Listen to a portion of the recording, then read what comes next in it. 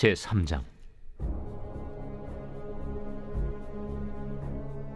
디베르 황제가 통치한 지 15해, 곧 본디오 빌라도가 유대의 총독으로, 헤롯이 갈릴리의 분봉왕으로, 그 동생 빌립이 이두레와 드라고니 지방의 분봉왕으로, 루사니아가 아빌레네의 분봉왕으로, 안나스와 가야바가 대제사장으로 있을 때에 하나님의 말씀이 빈 들에서 사가랴의 아들 요한에게 임한지라.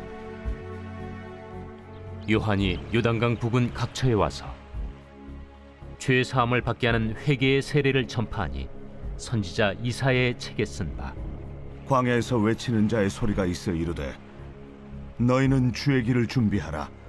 그의 오실 길을 곧게 하라. 모든 골짜기가 메워지고 모든 산과 작은 산이 낮아지고 굽은 것이 곧아지고 험한 길이 평탄하여질 것이요 모든 육체가 하나님의 구원하심을 보리라. 요한이 세례 받으러 나아오는 무리에게 이르되, 독사의 자식들아, 누가 너희에게 일러 장차 올 진노를 피하라 하더냐? 그러므로 회개에 합당한 열매를 맺고 속으로 아브라함이 우리 조상이라 말하지 말라. 내가 너희에게 이르노니 하나님이 능히 이 돌들로도 아브라함의 자손이 되게 하시리라. 이미 도끼가 나무 뿌리에 놓였으니 좋은 열매 맺지 아니하는 나무마다 찍혀 불에 던져지리라. 그러면 우리가 무엇을 하리이까? 옷 2벌 있는 자는 옷 없는 자에게 나눠줄 것이요 먹을 것이 있는 자도 그렇게 할 것이니라. 세리들도 세례를 받고자 하여 와서 이르되, 선생이여, 우리는 무엇을 하리이까? 부과된 것 외에는 거두지 말라. 군인들도 물어 이르되, 우리는 무엇을 하리이까? 사람에게서 강탈하지 말며 거짓으로 고발하지 말고 받는 급료를 족한 줄로 알라. 백성들이 바라고 기다림으로 모든 사람들이 요한을 혹 그리스도신가 심중에 생각하니, 요한이 모든 사람에게 대답하여 이르되, 나는 물로 너희에게 세례를 베풀거니와 나보다 능력이 많으신 이가 오시나니 나는 그의 신발끈을 풀기도 감당하지 못하겠노라. 그는 성령과 불로 너희에게 세례를 베푸실 것이요 손에 키를 들고 자기의 타작마당을 정하게 하사 알곡은 모아 곶간에 들이고 쭉정이는 꺼지지 않는 불에 태우시리라. 네, 오늘은 특별한 날입니다. 왜냐하면 어쩌면 설교가 일찍 끝날 수도 있다는 그런 여러분들 희망을 주면서 제가 시작을 하도록 하겠습니다. 참 세상이 화려합니다. 많은 우리들의 시선을 빼앗는 것들이 많이 있어요. 제 말씀을 준비하면서 최근에 터질 일들을 예상하지는 못했지만 정말 우리가 시선을 빼앗기고 우리의 삶을 뒤흔드는 그런 일들이 많이 일어나죠. 정치, 경제, 사회, 문화의 어떤 것들이든지 우리는 늘 그것의 시선을 빼앗기면서 살아가고 자극을 받으면서 살아갑니다.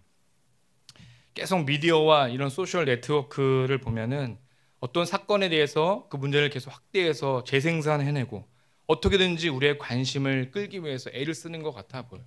그것을 애써 우리가 보고 싶어 하지 않아도 스마트폰을 켜거나 컴퓨터를 켜는 순간, 또 TV를 켜는 순간 우리의 시선이 빼앗기고 우리의 마음도 빼앗기는 일들이 많이 있습니다. 또 정치적으로 어떤 일들이 내가 원하는 대로 바뀌거나 하면 사람들은 환호를 하지만 또 그렇게 되지 않으면 실망하기도 하고, 그런 사회적 이슈에 분노하거나 좌절하기도 합니다. 우리는 이 모든 것들 속에서 살아가며 나도 모르는 사이에 그 중심에 내가 있다는 것을 느낄 때가 많습니다. 그것이 무엇이냐면 항상 사건이 나와는 전혀 상관없는 어쩌면은 일들이 벌어지지만 늘 그것이 꼭 나의 일인 양 우리는 거기에 늘 집중하고 거기에 매몰되어 살아간다는 말씀입니다. 그러나 오늘 우리가 살아가는 이 분주한 세상 속에서 하나님은 어떤 시선을 갖고 우리를 바라보고 있을까요? 하나님은 어떤 시선을 가지고 이 세상을 바라보고 계실까요? 누가복음 3장은 이 질문에 대한 답을 주는 것 같았어요. 저에게는 그랬습니다. 하나님이 말씀이 들려온 곳은 세상의 중심이 아니었습니다. 그것은 광야였습니다. 광야는 모든 화려함과 소음을 뒤로하고 고요한 침묵 가운데 하나님의 음성을 듣는 곳이죠. 세상이 주목하는 어떤 권력의 중심에서 떨어져 나온 곳에서 하나님의 말씀이 임했습니다. 그리고 그 말씀은 우리에게 이렇게 묻습니다. 너의 시선은 어디를 향하고 있는가? 세상의 화려함과 권력인가? 아니면 하나님의 음성인가? 오늘 우리는 이 광야에서 외치는 소리에 귀를 기울여야 합니다. 이 소리는 단순한 외침이 아닙니다. 그것은 우리의 삶의 방향을 바로잡고 하나님께로 돌아오게 하는 회개의 외침입니다. 오늘 우리는 이 말씀을 통해서 우리의 시선을 하나님께로 돌리고 하나님의 부르심에 응답하는 귀한 시간이 되기를 간절히 소망합니다. 1절부터 3절까지의 말씀을 함께 읽어보도록 하겠습니다. 디베rio 황제가 통치한 지 15해 곧 본디오 빌라도가 유대의 총독으로 헤롯이 갈릴리의 분봉왕으로 그 동생 빌립이 이두레와 드라고니 지방의 분봉왕으로 루사니아가 아빌레네의 분봉왕으로 1절까지 맺겠습니다. 죄송합니다. 1절까지. 오늘 본문 말씀은 그 시작이 참 특이하게 시작을 합니다. 그 시대에 힘 있는 자들, 권력자들을 나열하면서 시작을 합니다.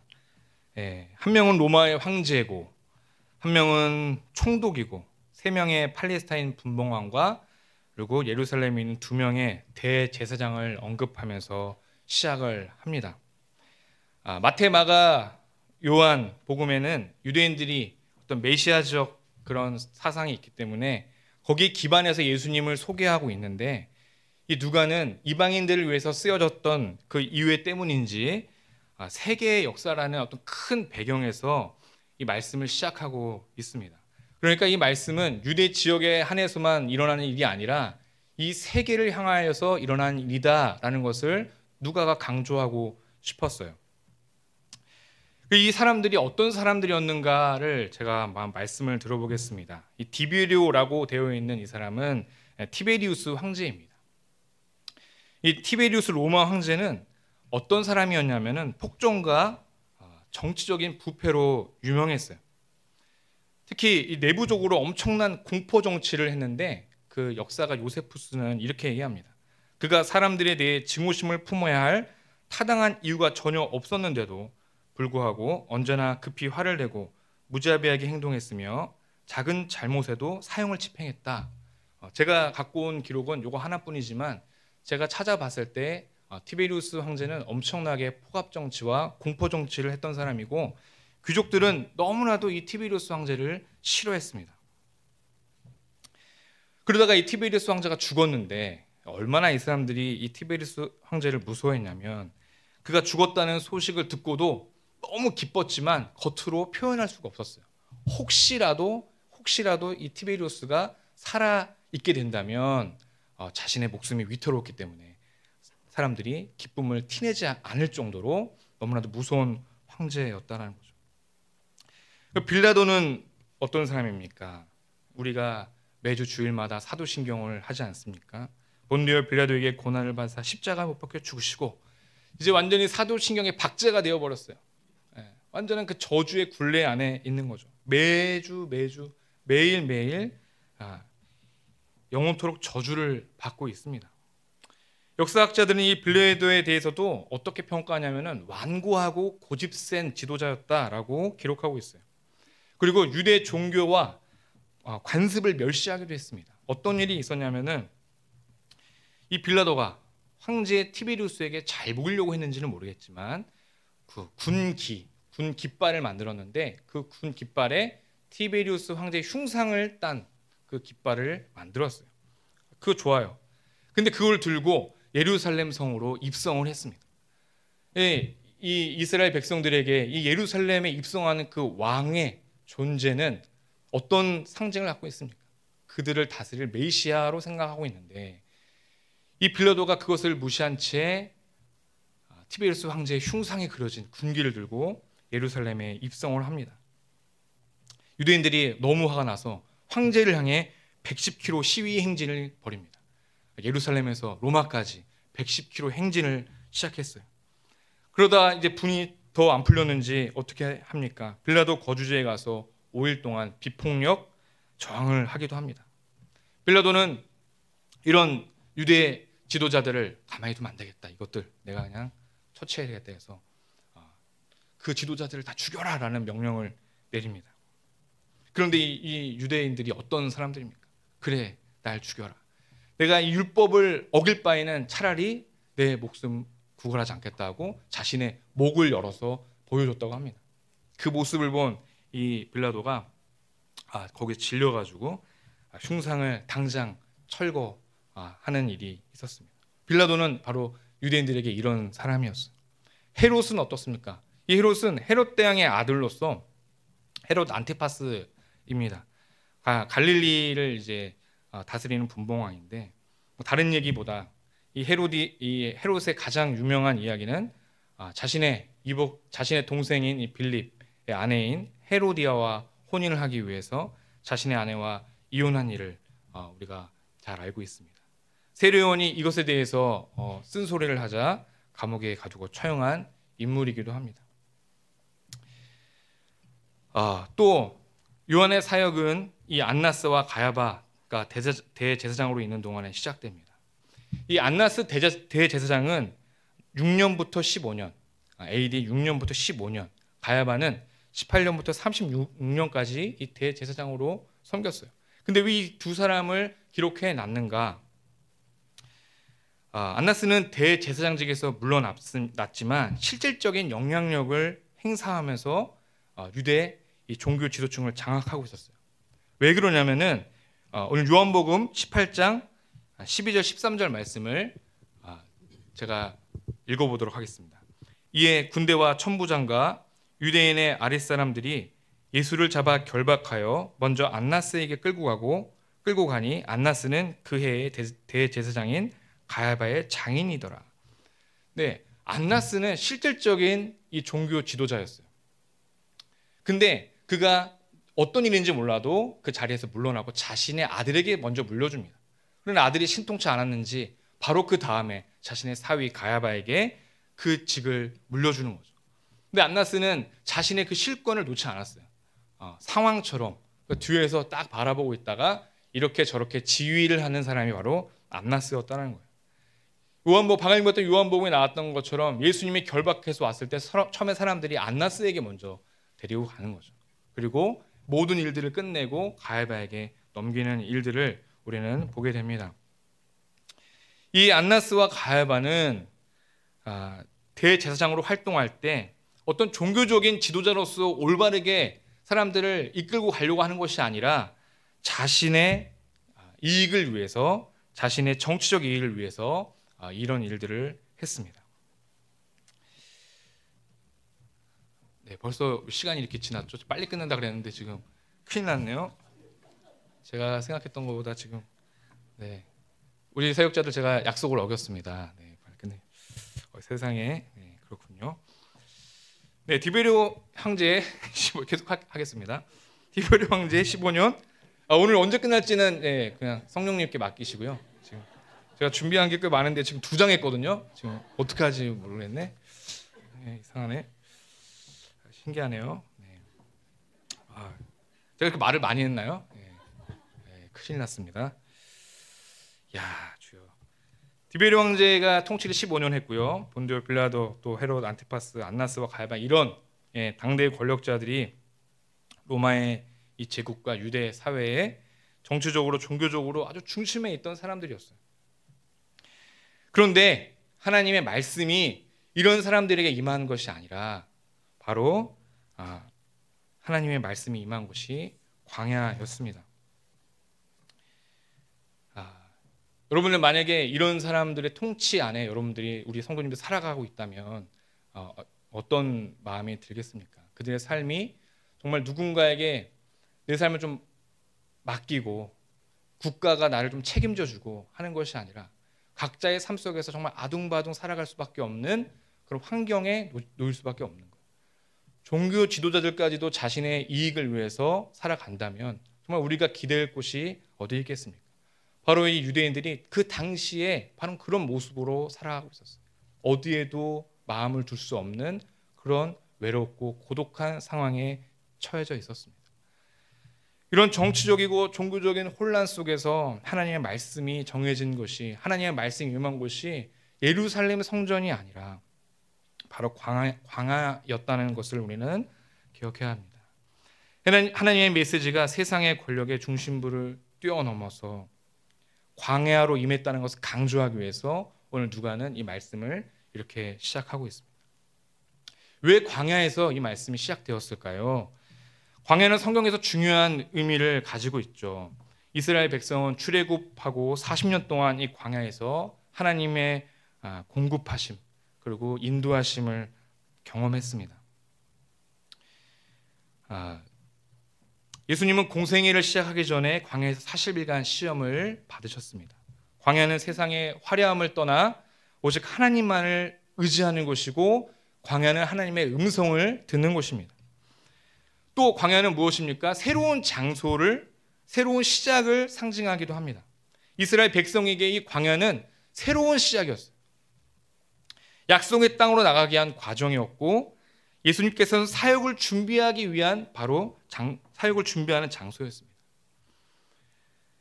그래서 우리에게도 이런 광야가 우리의 신앙생활에, 우리의 삶의 여정 속에서 반드시 필요하다는 사실을 말씀을 드립니다.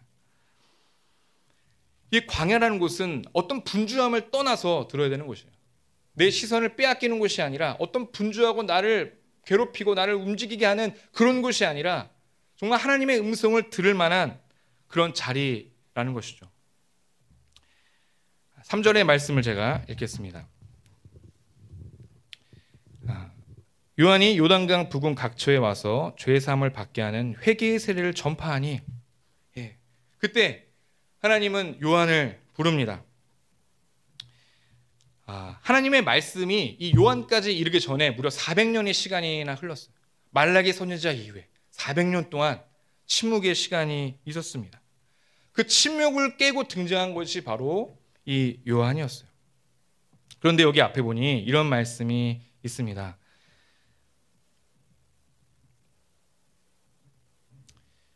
2절, 안나스와 가야바가 대제사장으로 있을 때에 하나님의 말씀 빈들에서 사가랴의 아들 요한에게 임한지라.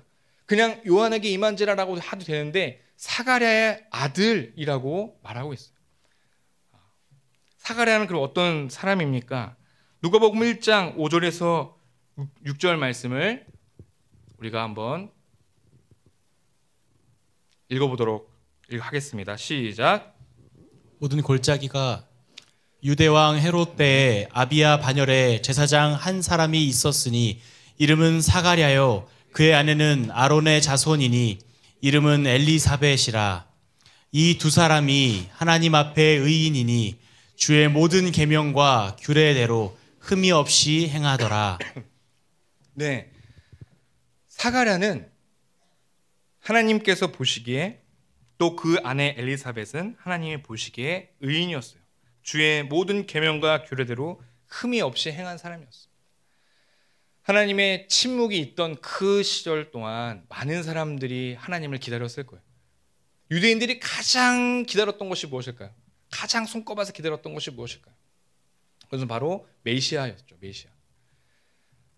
이 유대인들이 가장 기다렸던 것은 메시아였는데 400년이나 시간 동안의 그 침묵 속에서 이 유대인들은 지쳐갈 수밖에 없었어요. 바로 지금 여러분들이 저를 바라보는 그 지쳐있는 표정처럼 유대인들이 지쳐가고 있었어요. 여러분 희망을 가지십시오. 제가 빨리 끝내드리겠습니다. 조는 분들이 몇 분 계십니다. 네, 죄송합니다. 재밌게 설교를 하지 못해서. 그러나 전 가겠습니다. 네, 그 400년의 긴 시간을 그들 얼마나 기다렸을까요?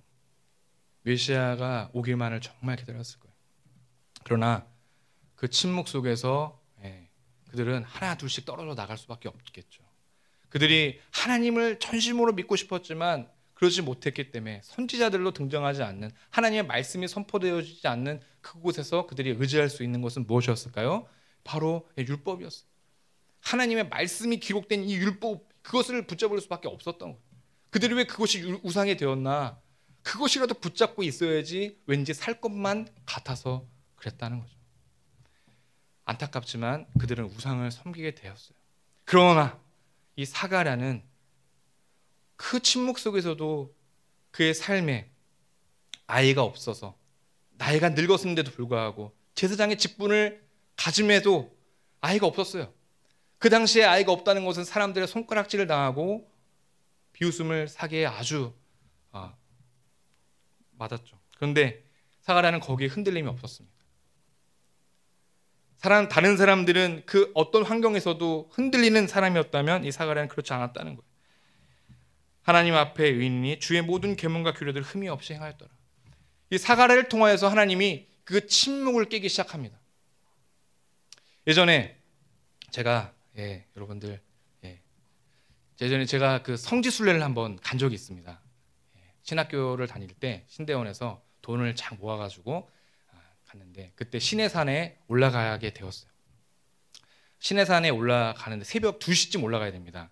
새벽 2시쯤에 막 올라가서 그 이유는 무엇이냐면 일출을 보기 위해서 단지 그 이유였어요. 그래서 막 올라가가지고 정상에 다 올라갔는데 그때까지는 깜깜한 어두움이 있었어요. 그래서 빨리 올라가야 된다고 막 그 선교사님이 그래서 올라가서 보니까 깜깜합니다. 근데 시간이 조금 지나니까 저 끝에서 어떻게 해요? 동이 튼다 그러나요? 여명이라고 그런가요? 작은 빛이 딱 그것이 해는 아니잖아요. 태양은 아니잖아요. 그렇죠? 그때 사람들이 이렇게 외칩니다. 곧 해가 뜨려나 보다. 곧 해가 뜨려나 보다. 해가 뜨진 않았는데 곧 해가 뜨려나 보다. 바로 이 사가랴와 요한이 했던 것이 바로 그것과 같았어요. 멀리서 비춰오는 그 불빛이 살짝 올라오는 것이 바로 이 사가랴와 요한의 일이었어요. 사람들이 얘기하는 거죠. 곧 주님이 오시겠구나. 곧 하나님의 빛이 이 땅에 임하시겠구나 라고 하는 것이 이 사가랴와 요한의 이야기였습니다. 요한은 화려한 성전이 아니라 바로 광야에서 하나님의 부르심을 받았습니다. 그리고 이렇게 얘기합니다. 죄 사함을 받게 하는 회개의 세례를 받아야 된다라고 선포합니다. 요한이 요단강 각 부근 각처에 와서 죄 사함을 받게 하는 회개의 세례를 전파하니 라고 이렇게 선포하고 있어요. 이사야서 40장 3절에서 5절 말씀을 우리 같이 읽겠습니다. 시작. 외치는 자의 소리여 이르되 너희는 광야에서 여호와의 길을 예비하라. 사막에서 우리 하나님의 대로를 평탄하게 하라. 골짜기마다 도두어지며 산마다 언덕마다 낮아지며 고르지 아니한 곳이 평탄하게 되며 험한 곳이 평지가 될 것이요 여호와의 영광이 나타나고 모든 육체가 그것을 함께 보리라. 이는 여호와의 입이 말씀하셨느니라. 누가는 이사야 40장 3절에서 5절 말씀을 인용합니다. 이 이사야 말씀의 배경은 바로 바벨론 포로기에 있습니다. 이사야는 이스라엘 백성들이 바벨론 포로기에서 그렇죠?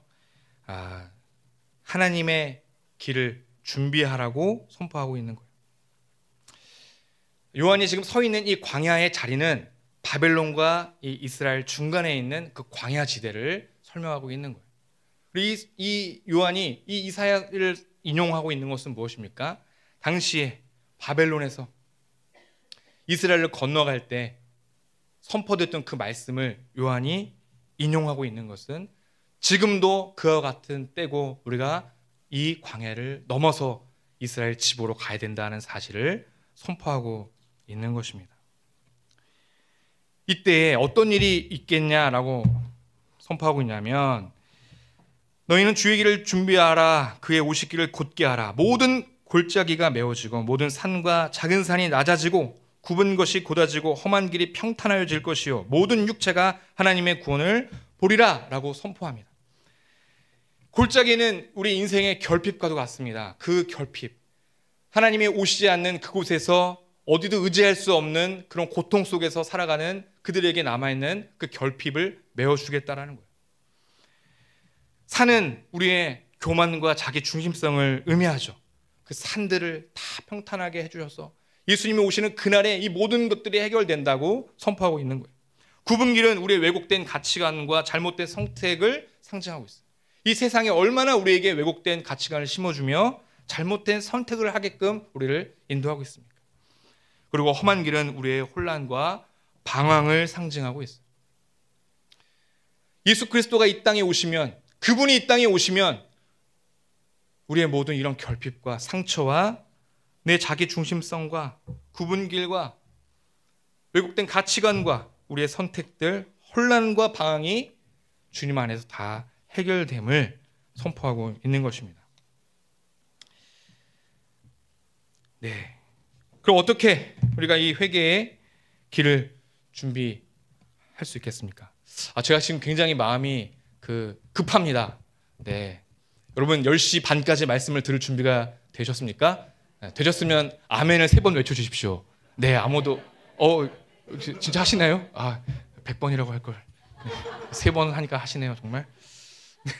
굉장히 우리 소풍교회 정말 믿음이 엄청나시군요. 당황했습니다. 네. 다시 마음을 다잡고 다시 천천히 한번 가보도록 하겠습니다. 네.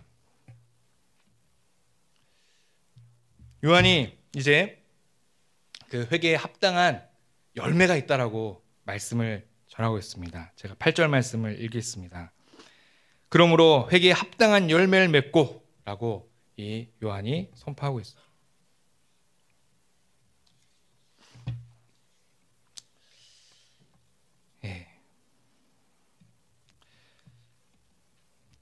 숨을 제가 고르겠습니다. 지금.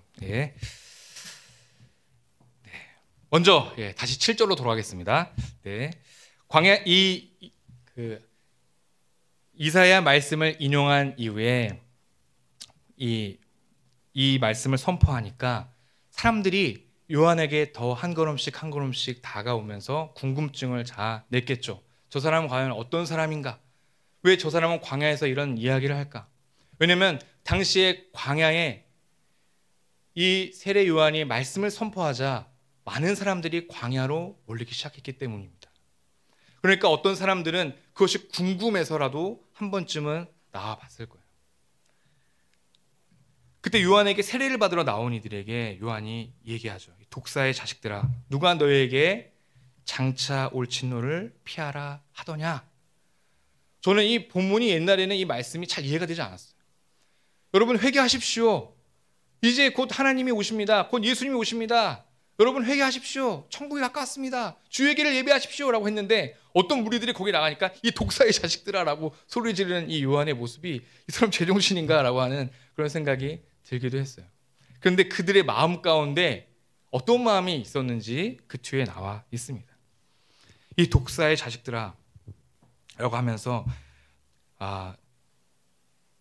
누가 너에게 일러 장차 올 진노를 피하라 하더냐? 그러므로 회개에 합당한 열매를 맺고 속으로 아브라함이 우리 조상이라 말하지 말라라고 하는 거예요. 아브라함의 조상이라고 생각해서 그들이 이 요한에게 나왔을 때 회개하고 싶은, 진정 회개하고자 하는 그런 마음이 없었어요. 우리 아빠가 정말 믿음이 좋아요. 우리 엄마가 정말 믿음이 좋아요. 나는 정말 열심히 교회를 다니고 있어요. 나는 우리 집은 4대째, 3대째 교회를 다니는 사람이고 예수를 믿는 가정이에요 라고 하는 것이 아무런 의미가 없다라는 거죠.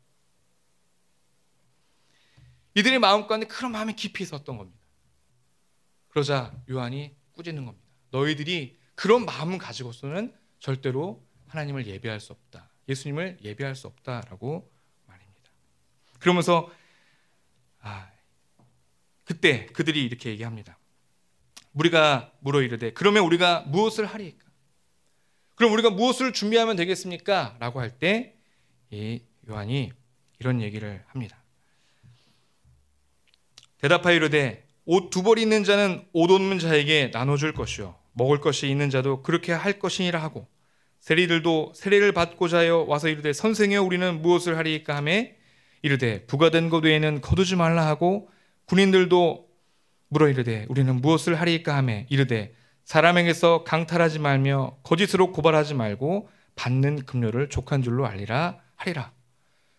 이 말이 여러분들 이해가 되십니까? 성도님들 이 말씀이 이해가 되세요?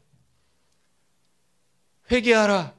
천국이 가까웠느니라. 곧 주님이 오십니다. 여러분 회개하셔야 됩니다. 라고 하는데 그들에게 여러분들 모든 직업을 다 때려치고 지금 하고 있는 걸 다 내려놓고 다 광야로 오셔서 기도하셔야 됩니다 라고 하는 것이 아니라 그들의 생업 가운데 그들이 하고 있는 그 직업 가운데서 그들의 삶의 변화를 이루라고 말하고 있는 거예요.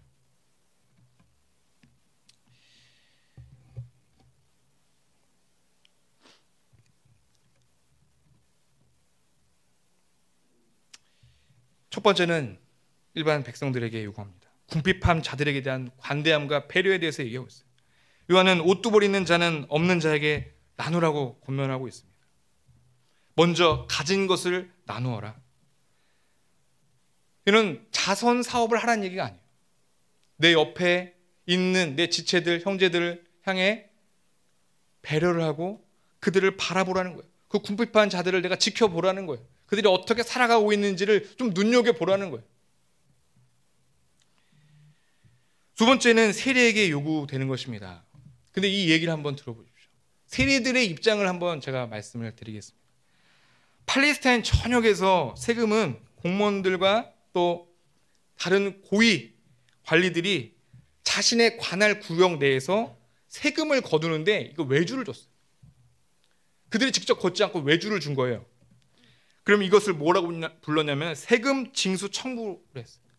이 과정을 거쳐서 세금을 걷게 했다는 거예요. 그러니까 제가 우리 성도님들이 세금을 걷기 위해서 우리 이미선 집사님에게 외주를 주는 거죠. 세금을 거두십시오. 그리고 먼저 제가 이미선 집사님에게 그 세금에 마땅한 금액을 제가 먼저 징수를 받습니다. 그러면 우리 집사님께서 어떻게 합니까? 약이 오르겠죠. 내가 손해본 것 더하기 내가 이익을 가져갈 것들을 계산해서 청구하는 것입니다. 그러니까 이 외주 계약을 따내는 것도 굉장히 어려운 일이었어요. 그러면 자기는 써냅니다. 내가 얼마 그거를 다 놓으면은 거기서 뽑아서 하는 거예요. 그것도 엄청나게 치열한 경쟁을 해야 되는 거예요. 그러니까 이 세리들은 로마가 나에게 매긴 것보다는 항상 많이 세금을 부과할 수밖에 없는 거예요. 왜냐면 난 이미 로마에게 그 세금을 냈기 때문에 내 돈으로 그걸 메꾸고 나의 이득을 또 채워야 되니까. 근데 중요한 문제는 이스라엘 백성들은 그 원래 세금이 얼마인지를 몰랐다는 거예요. 원래 세금이 얼마인지 몰라요. 그러니까 부르는 게 값이죠. 그런데 나만 그러냐?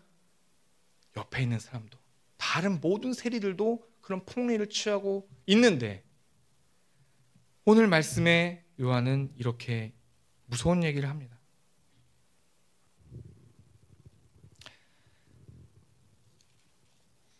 부과된 것 외에는 거두지 말라. 부과된 것 외에는 거두지 말라는 거예요. 누구에게 부과된 것? 로마가 너희들에게 부과한 세금 외에는 거두지 말라는 얘기예요. 얼마나 그들에게는 힘든 일이었을까요? 당시 세리들은 그 부를 축적하기 위해 돈을 착복하고 싶은 유혹을 물리치기 어려웠을 거예요. 군인들이 요구된 것이 있습니다. 이 군인들은 로마에 훈련받은 군인들이 아니었어요. 바로 분봉왕 헤롯에게 고용된 사람들이었습니다. 이 헤롯의 군인들은 사람들을 겁주고 착취하고 자기 입속을 챙기기 위해 권력을 사용할 수 있었을 거예요. 누가 그들을 막겠습니까? 이들에게도 마찬가지예요. 이들도 이런 이권을 포기한다는 것이 매우 어려운 일이었습니다. 그런 자들에게 요한은 얘기합니다. 강탈하지 말고 받는 급료로 족한 줄로 알라. 요한은 이 세리와 군인들에게 직업을 그만두고 광야로 나오라고 하지 않았습니다. 그들의 직업에 대한 소명을 배척하지 않았어요. 우리가 회개를 하고 하나님의 말씀을 듣고 삶을 변화시킨다고 할 때 때로는 우리가 내 삶의 무엇인가를 바꿔야 된다고 생각할 때가 있지 않습니까? 그런데 진정 이 회개에 합당한 열매를 말하고 있는 요한은 우리의 삶의 어떤 모양을 바꾸는 것이 아니라 내 주위에 있는 이웃들을 생각하라라는 말씀을 하고 있는 것입니다. 이 회개에 합당한 삶을 살아갈 때 우리의 삶은 변화된다고 얘기하는 거죠. 이 변화된 삶은 이웃을 사랑하고 정직하게 살아가며 정의를 실천하는 그런 삶을 살아라라고 하는 거죠. 팀켈러 목사님은 이 정의란 무엇인가 해서 이 정의를 사랑으로 열매 맺는 것이라고 말하고 있어요. 그러니 이 회개에 합당한 열매를 맺는다라는 것은 단순히 정직하게 내 삶에서 군인으로서, 세리로서, 또 이웃으로서 자선 사업을 베풀고 폭정을 행하는 것이 아니라 진정 우리의 이웃을 사랑하고 섬길 수 있는 그런 마음가짐을 가져야 된다라는 것이죠.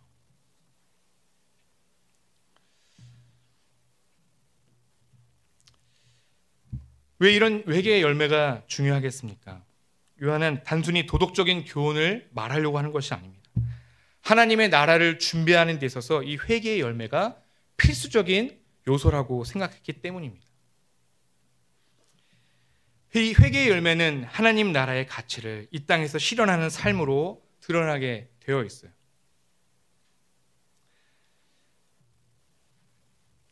하나님 나라는 이 정의와 사랑과 또 이 나눔을 실천하는 삶을 살아가는 것으로서 하나님 나라에 합당한 삶을 살아간다라고 말씀하고 있는 것입니다.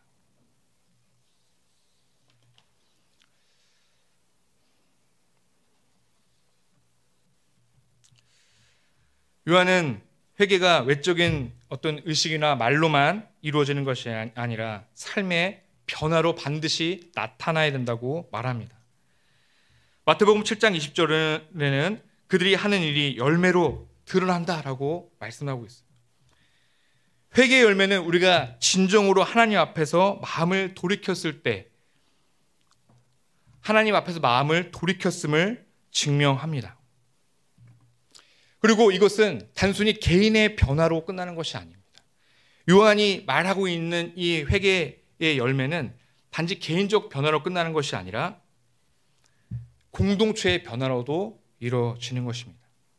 세리와 군인의 그런 정직과 공의, 삶에 있어서 이웃들과의 그 삶의 사랑의 나눔은 이 공동체를 세우고 변화시키는데 또 열매를 맺게 되어 있습니다.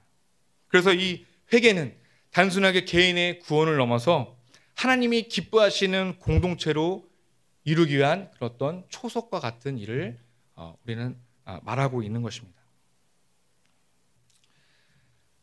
세상이 어둡고 또 우리가 시선을 빼앗기는 이런 세상 속에서 우리가 할 수 있는 일은 무엇일까 생각해 보았습니다.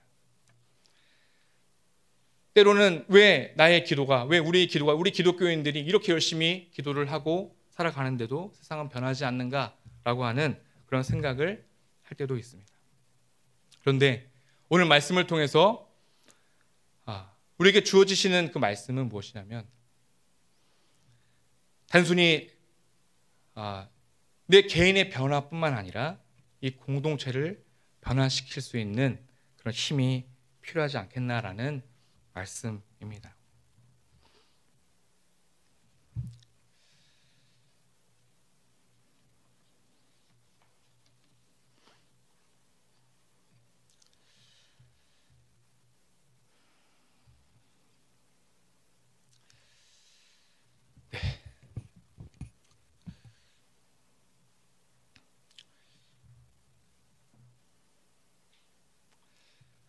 회개는 단지 잘못된 것을 그치는 것이 아니라 삶의 방향을 바꾸는 근본적인 변화입니다. 요한의 메시지는 오늘 우리에게 여전히 유효합니다. 우리는 언제나 하나님의 음성에 귀를 기울이며 우리의 삶의 자리에서 회개의 열매를 맺어 하나님의 나라를 준비하는 우리가 되기를 소망합니다. 400년간 침묵하셨던 하나님께서 광야에서 말씀하셨습니다. 그 말씀은 회개하라라는 단순하지만 아주 강력한 메시지였습니다. 요한의 외침은 우리에게 주님의 길을 준비하라는 도전이기도 합니다. 그러나 우리의 힘만으로는 이 길을 곧게 할 수 없습니다. 우리의 회개와 변화의 중심에 예수님이 계신데요. 우리가 아무리 우리의 삶의 터전에서 이웃들하고 잘 지내고 내 안에 이런 있는 교만과 욕심으로 이 세상을 살아가지 않고 하나님 말씀대로 살아가려고 하는 그 애를 쓰는 그런 모든 순간 속에서 우리가 그것을 다 완성하지 못하고 있다는 것을 알 수 있죠. 우리의 모든 그 삶의 결핍과 그 골짜기에서 일어난 일들, 상처와 아픔들을 오직 예수님만이 곧게 하실 수가 있습니다. 그분이 우리의 모든 굽은 길을 곧게 하시고 우리의 부족함을 채우셨으며 우리의 교만을 낮추실 수가 있습니다. 오늘날 우리의 시선이 향하고 있는 그곳에서 우리는 하나님의 말씀으로 시선을 돌려야 됩니다. 그 말씀은 하나님의 음성이 있는 곳이고 하나님께서 우리에게 새로운 길을 열어주시는 곳이고 우리를 하나님과 그 신뢰의 장소, 하나님의 신뢰에 훈련할 수 있는 그 장소로 우리를 인도하시는 그곳으로 우리를 향하고 있습니다. 우리의 시선을 빼앗기고 있는 그곳에서 하나님의 시선이 있는 곳으로 우리의 삶에서 회개의 열매를 맺고 주님의 길을 준비하며 하나님의 나라를 증거하는 삶을 살아가기를 주님의 이름으로 간절히 소망합니다.